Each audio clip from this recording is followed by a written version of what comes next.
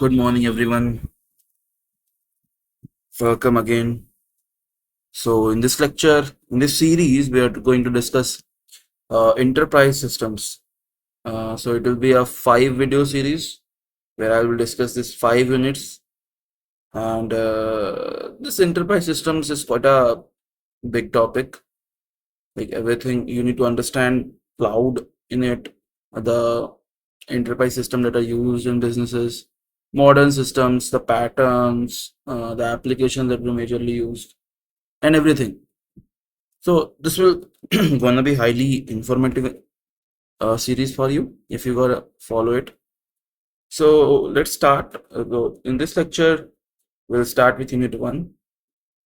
What are enterprise systems and like what are the things you need to know about it? So let's get started. So the first unit is introduction to modern enterprise systems. So what is basically a enterprise system means? So our enterprise system is a large scale integrated system. Yep, large scale integration system and a software system which is used by an organization to manage, automate business processes across different departments like HR, sales, production, marketing, and supply chain.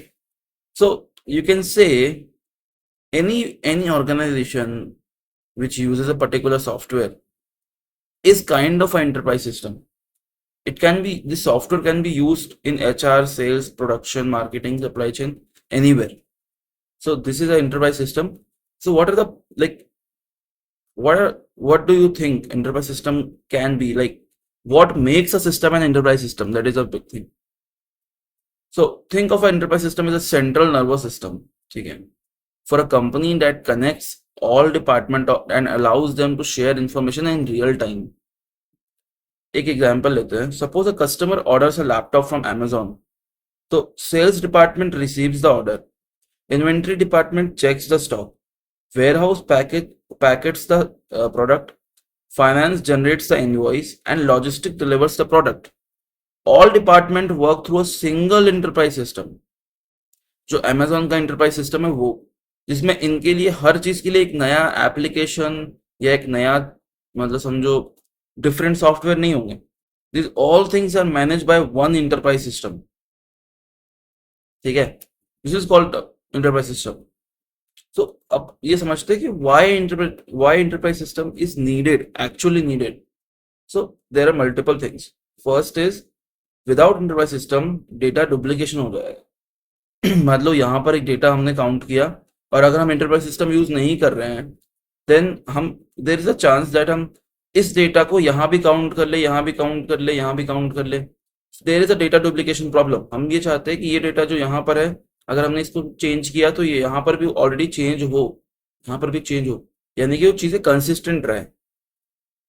Lack of communication between departments, any मैं वही बताया.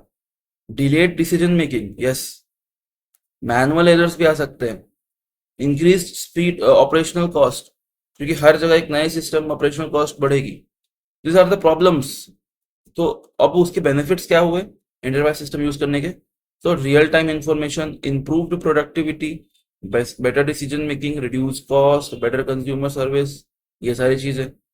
अब exam में आप ऐसा लिख सकते हो कि enterprise system is integrated software solution that manages and coordinates business processes and information flow through a locus department of the organization. Locus department मतलब कॉमन डिपार्टमेंट है समझो.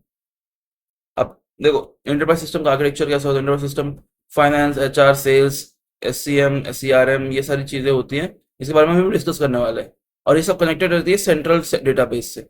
डेटा सब में एक ही जगह से हम लोग मल्टीपल सिस्टम्स को यूज कर रहे हैं. ठीक है. सो अब देखते हैं elements of enterprise system. First है business information system, BIS. It's recording here. A business information system collects, stores, and processes and distributes information for business operations. ठीक है, बेसिकली यही है. Data collection, processing, report generation, communication. एक retail store में purchase, inventory levels, कितने सामान रखे हुए अभी भी, डेली सेल्स रिपोर्ट, ये सब चीज BIS में स्टोर होता है. तो BIS बिजनेस मतलब एक ऐसा सिस्टम जो कलेक्ट प्रोसेस स्टोर और डिस्ट्रीब्यूशन इंफॉर्मेशन रखता हो, मतलब बिजनेस का इंफॉर्मेशन रखा हो, इसीलिए बिजनेस इंफॉर्मेशन सिस्टम नाम है इसका। ठीक है। डायग्राम क्या होगा, इनपुट डेटा प्रोसेस करता है, डेटाबेस में स्टोर या कलेक्ट करता है और रिपोर्ट जनरेट करता है, बस। फिर होता है decision support system. DSS helps managers to make better decision using data analysis and models. तो इस ये डेटा ड्रिवन होता है, व्हाट इफ एनालिसिस होता है, ये हुआ तो क्या होगा, ये हुआ तो क्या होगा, ऑब्वियसली फोरकास्टिंग करेगा व्हाट इफ हुआ तो, और रिस्क असेसमेंट भी करता है, हेल्प करता है उसमें। A company wants to know what happen if the product price reduce by 10%, तो डीएसएस हमें फ्यूचर सेल्स प्रेडिक्ट करके देगा। तो ये बिजनेस डेटा लेता है, उसके ऊपर एनालिटिकल मॉडल्स बनाते हैं, देन डिसीजन सपोर्ट में हेल्प करता है, उस मॉडल के रिजल्ट से हम डिसीजन सपोर्ट ले सकते हैं, और लास्ट में हम अपने मैनेजमेंट डिसीजंस लेते हैं। ठीक है। Next is knowledge management system, KMS. KMS stores organise and shares organisational knowledge and expertise. मतलब मतलब ये भी स्टोर ऑर्गेनाइज करता है, shares organisational knowledge and expertise. Okay. तो अब देखो, जैसे इसका पर्पस क्या है, preserve employee knowledge, share best practices, improve learning. ऐसे एग्जाम्पल समझो, an IT company stores projects, documents, coding standards और technical solution for future employees. तो उसके लिए केएमएस होता है, नॉलेज मैनेजमेंट सिस्टम। लाइक अब देखो, मैं मान लो मेरी कंपनी है एक्स, ठीक है, उसमें मैं एक कोड लिखने के लिए एक पर्टिकुलर स्ट्रैटेजी फॉलो करता हूँ कि पहले फंक्शन लिखोगे, उसके बाद हम उसका लॉजिक लिखेंगे या उसका इम्प्लीमेंटेशन लिखेंगे। इस टाइप का मैंने कुछ मान लो एक अपने से स्टैंडर्ड फॉलो किया, और मेरा पूरा का पूरा 1 लाख लाइंस का कोड इसी पे लिखा हुआ है, इसी लॉजिक पे लिखा हुआ है या इसी फॉर्मेट पे लिखा हुआ है। और अगर मैंने एक नया डेवलपर हायर किया है, तो मेरे को ये चीज़ उसको बतानी पड़ेगी कि ये सारी चीज़ें तुम देख सकते हो। फिर प्रोजेक्ट में कितना काम हुआ है, सबकी डॉक्यूमेंटेशन बनी हुई है, तुम ये चीज़ देख सकते हो।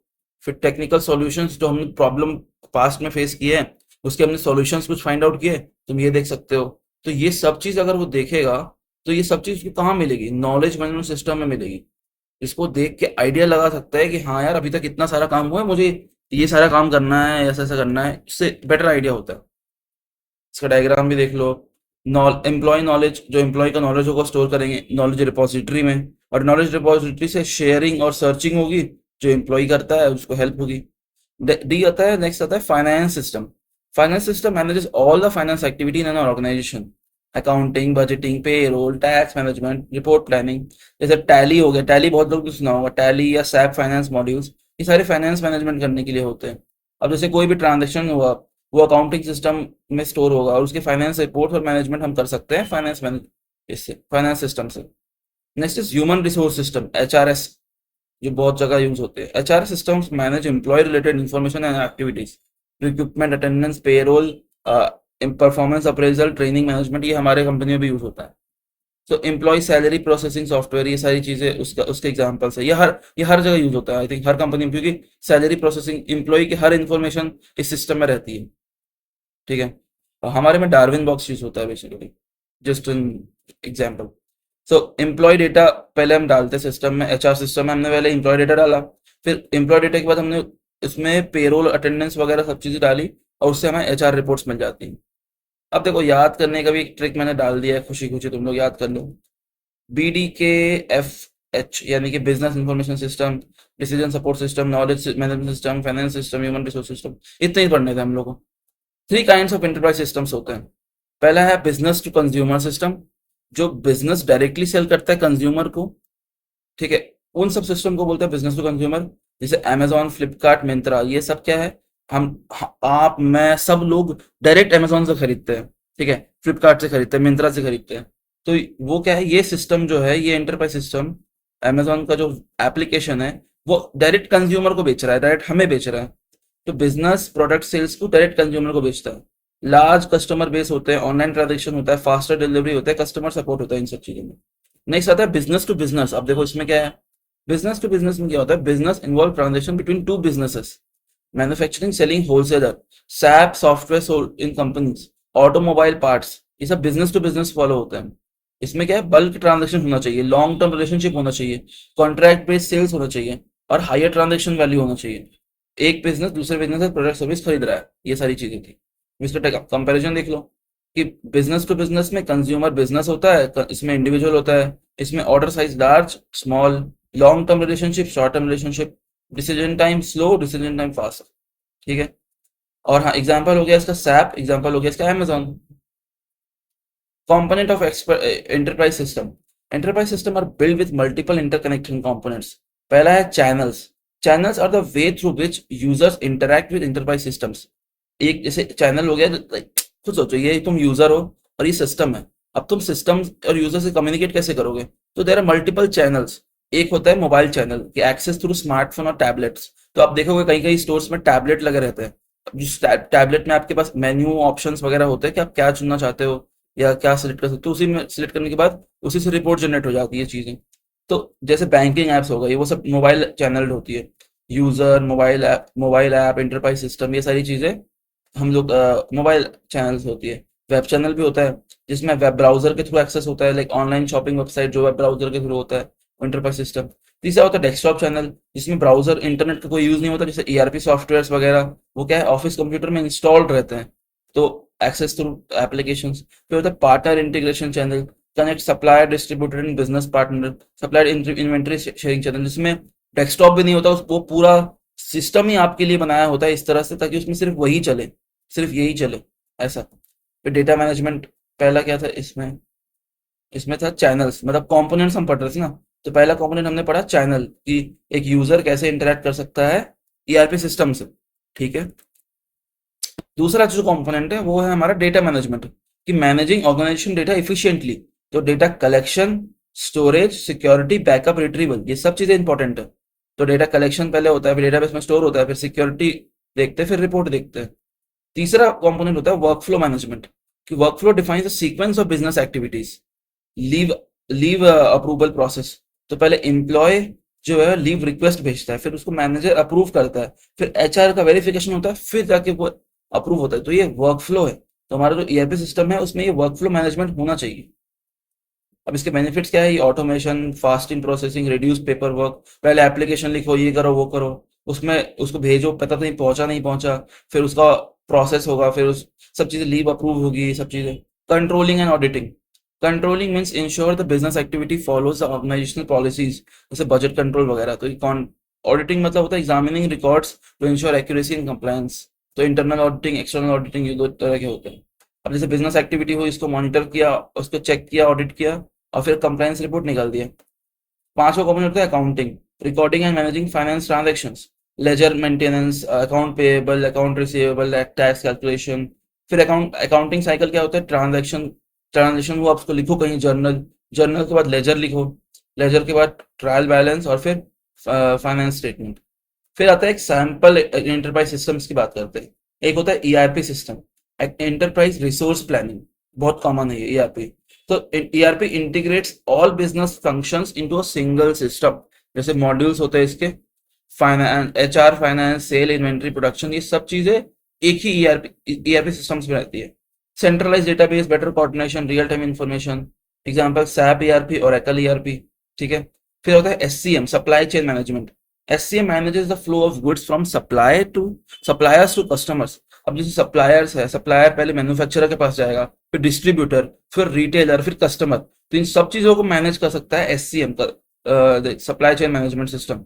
तो reduce inventory cost, faster delivery, better planning, ये सब चीजें। कस्टमर रिलेशन मैनेजमेंट, ये क्या होता है? तो सीआरएम, ये भी सुना होगा आपने, managing customer interaction with relationships. मतलब जैसे कस्टमर है, वो सीआरएम सिस्टम के through sales, marketing, support, directly सबके इंफॉर्मेशन देख सकता है। फंक्शंस क्या है? Central customer database, marketing, customer support, sales tracking, ये सब चीज इसमें होती है। जोहो सीआरएम होता है, सेल्स फोर्स होता है, ये सब चीज। फिर होता है PLM, product life cycle management. इसमें क्या होता है? Product life cycle management is a product for design to dispose. मतलब आप ये देख सकते हो, इसका एग्जांपल देखो। Automobile manufacturing companies uses PRM to manage vehicle deployment.